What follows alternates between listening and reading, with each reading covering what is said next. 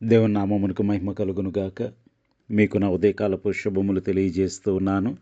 మార్చి 20వ తేదీ 2026వ సంవత్సరము శుక్రవారము. ఈరోజు వాక్యము మత్తయి సువార్త 27వ అధ్యాయము 19వ వచనము. అతడు న్యాయపీఠము మీద కూర్చుండి ఉన్నప్పుడు అతని భార్య, నీవు ఆ నీతిమంతుని జోలికి పోవద్దు. ఈ ప్రొద్దు ఆయనను గూర్చి నేను కలలో మిక్కిలి బాధపడితేనని అతని యొద్దకు వర్తమానము పంపాను. దేవుడి వాక్యము ద్వారా నేడు మనతో మాట్లాడి మనము సత్యమును తెలుసుకుని వారముగాను, సత్యమును అనుసరించి జీవించు వారముగాను ముందుకు సాగే కృప దేవుడు మనలో ప్రతి ఒక్కరికి దయచేయునుగాక. ఆమేన్. ఈ వచనము మనం చదువుతూ ఉన్నప్పుడు పరిశుద్ధ గ్రంథములో ఒకే ఒక్కసారి రాయబడిన వ్యక్తుల గురించి, ఆ వ్యక్తులలో ఒకరి గురించి మనకు తెలుస్తూ ఉన్నది. ఆమె ఒక స్త్రీ, పిలాతు భార్య. పరిశుద్ధ గ్రంథములో దేవుడు కొంతమంది పేర్లు రాయటానికి ఇష్టపడలేదు, కానీ వారు చేసిన పనులు రాయబడ్డాయి. చాలా ప్రాముఖ్యమైన వారి పేర్లు కొంతమందివి రాయబడలేదు, కొంతమంది ప్రాముఖ్యము లేని వారి పేర్లు కూడా రాయబడలేదు. పిలాతు భార్య పేరు రాయబడలేదు. అయితే ఆమె చేసిన పని ఇక్కడ రాయబడింది. పిలాతు సింహాసనంపై ఉన్నాడు. రోమా సామ్రాజ్యపు గవర్నర్గా ఉన్నాడు. యేసు క్రీస్తు ప్రభువారి మీద అంతిమ తీర్పు చెప్పవలసిన బాధ్యత అతనిపై ఉంది. అయితే పిలాతు భార్య అతడి సింహాసనముపై అనగా న్యాయపీఠము మీద కూర్చుండి ఉన్నప్పుడు అతని భార్య అతనికి కబురు పంపించింది. ఏమని? ఆ నీతిమంతుని జోలికి పోవద్దు అని. ప్రియ సహోదరుడా, సహోదరి, ఈ ఒక్క వచనం నుండి అనేకమైన పాఠాలు మనం నేర్చుకోవచ్చు. చాలా నిగూఢమైన లోతైన సత్యాలు ఈ వచనంలో రాయబడ్డాయి. సమయమును కొద్ది విషయాలు మాత్రమే మనం ధ్యానిద్దాం. చూడండి, ఆమె యేసు క్రీస్తు ప్రభువారిని గూర్చి ఏమని సంబోధిస్తుందో. ఆ నీతిమంతుడు అని. ఎంత గొప్ప సాక్ష్యము! ఒక అన్యురాలైన స్త్రీ తన భర్తతో, అందున రోమా సామ్రాజ్యపు గవర్నర్తో నీతిమంతుడు అని సాక్ష్యం చెబుతూ ఉంది. ఎంత గొప్ప సాక్ష్యము మన ప్రభువుది! శత్రువులు సహితము నీతిమంతుడు అని అంగీకరించవలసిందే. శత్రువులు సహితము పరిశుద్ధుడు అని ఒప్పుకోవలసిందే. చాలామంది పైకి వారు దూషిస్తారు, లేదా వారు ఏవేవో తప్పులు వెతకటానికి ప్రయత్నిస్తారు, కానీ అంతరంగంలో వారికి తెలుసు ఆయన పరిశుద్ధుడని. ప్రియ సహోదరుడా, సహోదరి, ప్రభువు మాట అలా ఉంచితే మరి నా సాక్ష్యము దేవునిని ఎరుగని వారి మధ్య ఎలా ఉంది? విశ్వాసుల మధ్య మంచిదే, తోటి సహవాసుల మధ్య మంచిదే, తోటి సంఘస్థుల మధ్య ఓకే. మరి అన్యుల మధ్య, దేవునిని ఎరుగని వారి ఎదుట మన సాక్ష్యము ఎలా ఉంది? మన మాట తీరు ఎలా ఉంది? మన ప్రవర్తన ఎలా ఉంది? మన వస్త్రధారణ ఎలా ఉంది? దేవునిని ఎరిగిన వారి ఎదుట ఒకలా, దేవుని సన్నిధిలో మరొకలా, దేవునిని ఎరుగని వారి ఎదుట ఇంకొకలా, అసలు మనకెవరో తెలియని వారి ఎదుట మరింకొకలా ఒకవేళ మన ప్రవర్తన ఉందా? ప్రభు అయిన యేసును గూర్చిన సాక్ష్యము ఎంత గొప్పది! చూడండి, బానిసగా అమ్మబడ్డాడు, అన్యాయము చేయబడ్డాడు, తల్లి దూరమైపోయింది, సొంత అన్నలే అమ్మివేశారు, తండ్రి బ్రతుకున్నాడో లేదో తెలియదు. మరి అటువంటి పరిస్థితులలో యోసేపు పోతీఫర్ ఎదుట బ్రతికిన బ్రతుకు ఎంత అద్భుతమైనది, ఎంత నమ్మకమైనది! ఎంత నమ్మకత్వం లేకపోతే తన ఇల్లంతటినీ ఒక హెబ్రీ బానిసకు అప్పగిస్తాడు చెప్పండి. యోసేపు పోతీఫర్ ఎదుట సంపాదించుకున్నది గొప్ప సాక్ష్యము. ప్రియ సహోదరుడా సహోదరి, నీ నా సాక్ష్యము ఏమై ఉన్నది? విశ్వాసుల ఎదుట మంచిదే కానీ అన్యుల ఎదుట.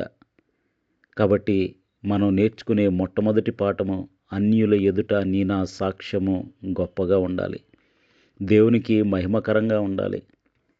వారు సత్యవంతులండి, వారు ఎంత మాట అంటే మాటేనండి. వారు ఒకసారి చెప్పారంటే ఖచ్చితంగా చేస్తారండి అనే సాక్ష్యము. వారు వారు స్పెషల్గా ఉంటారండి. వారి మాట తీరు, వారి వస్త్రధారణ, వారి వ్యవహార శైలి, వారి పద్ధతి లోకంలో అందరూ ఉన్నట్టు ఉండదు అన్నట్లుగా మనం సాక్ష్యం సంపాదించుకోవాలి. ఇక రెండవదిగా మనం చూసినట్లయితే ప్రభువు ఎవరితోనైనా మాట్లాడతారు. చూడండి, యొకోబేదు తన కుమారుణ్ణి ఏం చేయాలో తెలియక విశ్వాసంతో నైలు నదిలో ఆ కుమారుని కొరకు ఒక జమ్ము పెట్టెను చేసి దానికి జిగటమన్నును పూసి ఆ పైన కీలును పూసి నైలు నదిలో విడిచిపెట్టింది. ఆ పిల్లవాని వస్త్రధారణను బట్టి, అతనికి చేయబడిన సున్నతిని బట్టి, అతనుకున్న ఆ పరిస్థితులను బట్టి, రాజకీయ పరిస్థితులను బట్టి ఖచ్చితంగా హెబ్రీ బాలుడు అని గుర్తుపట్టింది ఫరో కుమార్తె. తన తండ్రికి విరోధంగా ఆమె నిలబడవలసిన అవసరం లేదు. అలా నైలు నదిలోనే ఆ పసికందును విడిచిపెట్టి వెళ్ళిపోవచ్చు. ప్రభు ఆమెతో మాట్లాడాడు కాబట్టే, ప్రభు ఆమెను ప్రేరేపించాడు గనుకనే ఆమె నీటిలో నుండి తీసి తన కొరకు మోషేను పెంచమని చెప్పింది. దేవుడు ఆమెతో మాట్లాడాడు, ప్రేరేపించాడు. ఏలియాకు ప్రతిదినము కాకులు ఆహారం తీసుకొచ్చాయి. ఈ రోజుల్లో అయితే మొబైల్ ఫోన్ ఉంది, దానిలో జొమాటోలు, స్విగ్గీలు, రకరకాల యాప్లు ఉన్నాయి. మనం ఒక్క నిమిషం 2 నిమిషాలు ఆ ఫోన్లో ఉన్న ఆ యాప్ని యూజ్ చేస్తే మన ఇంటికి ఏ బిర్యానీ కావాలితే ఆ బిర్యానీ వస్తుంది. కానీ ఆ దినాలలో ప్రభువు ఆ కాకులతో మాట్లాడాడు, ప్రేరేపించాడు గనుకనే ప్రతి దినము సమయానికి అవి డ్యూటీ చేసేవి, పని చేసేవి. ఎంత నమ్మకంగా! కాబట్టి ప్రియ సహోదరుడా సహోదరి, దేవుడు జంతువులతో కూడా మాట్లాడతాడు. యోనా విషయంలో తిమింగలంతో మాట్లాడలేదా? ఇశ్రాయేలీయుల నిమిత్తం పూరేళ్లకు ఆజ్ఞాపించలేదా? ఇక మోషే పారిపోతూ ఉన్నప్పుడు మిద్యాను దేశానికి వచ్చినప్పుడు మిద్యాను దేశపు యాజకుడైన యిత్రోతో దేవుడు ప్రేరేపించాడు గనక అతని గృహములో మోషేకు ఆశ్రయము కలిగింది.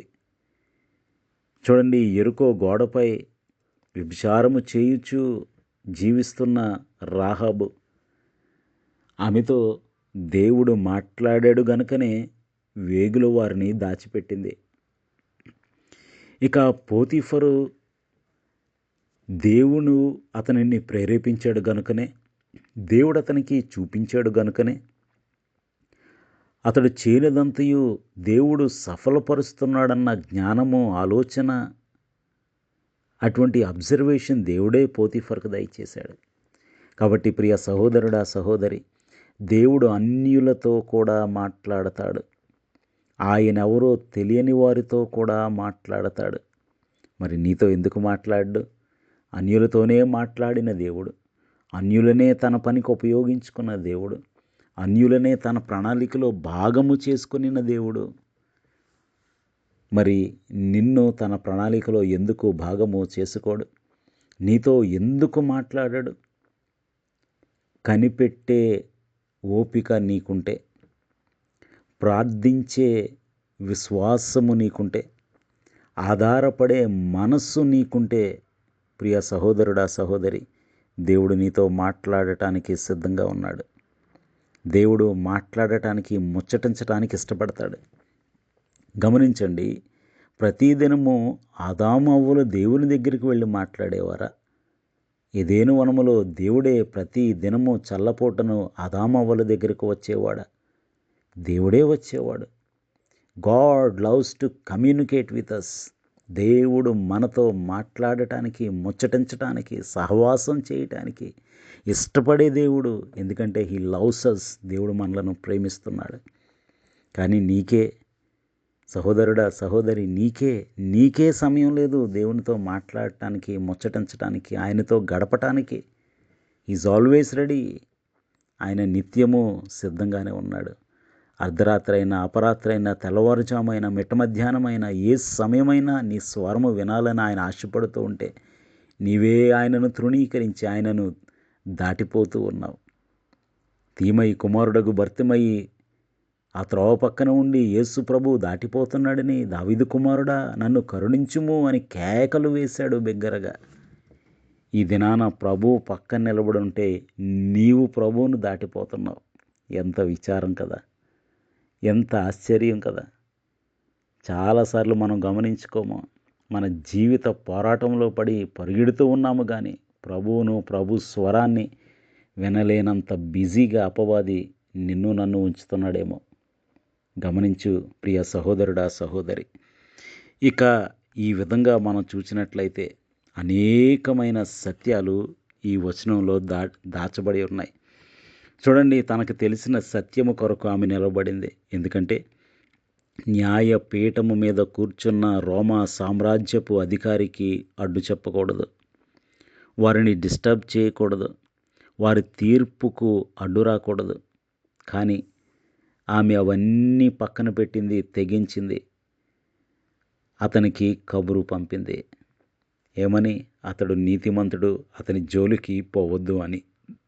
ప్రియ సహోదరుడా, సహోదరి, నీకు సత్యము తెలిసినప్పుడు సత్యము పక్షముగా నిలవబడుతూ ఉన్నావా? నాకెందుకులే అనుకుంటూ ఉన్నావా? నాకెందుకు అని చాలాసార్లు అనుకుంటుంటే silence is an choice. Silence is a choice. మౌనంగా ఉండటం కూడా ఒక నిర్ణయమే. చెప్పటం ఎలాగూ నిర్ణయమో, చెప్పకపోవటం ఎలాగూ నిర్ణయమో, చెప్పకుండా ఉండటం లేదా చెప్పటం ఎలా నిర్ణయమో, మౌనంగా ఉండటం కూడా అదే నిర్ణయం. అందుకని వివాహం జరిగినప్పుడు మీలో ఎవరికైనా ఆటంకం ఉన్నది అంటే మౌనంగా ఉంటారు. మౌనాన్ని ఒక నిర్ణయంగా చూస్తారు. కాబట్టి ప్రియ సహోదరుడా, సహోదరి, మౌనం వద్దు. సత్యం తెలిసినప్పుడు సత్యం కోసం మనం నిలబడాలి. ఇక అన్యురాలైన ఈ స్త్రీ తన భర్తను పాపము చేయకుండా అడ్డుకుంటూ ఉంది. తన భర్తను హెచ్చరిస్తూ ఉన్నది. ప్రియ సహోదరుడా, సహోదరి, నీ జీవిత భాగస్వామిని హెచ్చరిస్తూ ఉన్నావా? ఆత్మీయ విషయాల్లో బలపరుస్తూ ఉన్నావా? ఏ విధంగా ముందుకు సాగాలో ఆత్మీయ ఆలోచనలు చెబుతూ ఉన్నావా? ఎంతసేపు నాకు అది కావాలి, ఇది కావాలి, ఆ చీర కావాలి, ఈ నగలు కావాలి, ఆ వస్తువు కావాలి, ఇది కావాలి, ఇంట్లో ఈ అవసరాలు ఉన్నాయి, ఆ అవసరాలు ఉన్నాయని ఎప్పుడు అదేనా? ఆత్మీయముగా ప్రియ సహోదరుడా, సహోదరి, నీ జీవిత భాగస్వామిని గూర్చిన బాధ్యత నీకుందన్న సత్యాన్ని మర్చిపోయావా? రోజుకు కనీసం ఒక్క 10 నిమిషాలు నీ జీవిత భాగస్వామి కొరకు ప్రార్థిస్తూ ఉన్నావా? అతడు బయటికి వెళ్తున్నాడు. నీ కుటుంబం, నీ పిల్లల కొరకు, నీ కొరకు పోరాడుతూ ఉన్నాడు.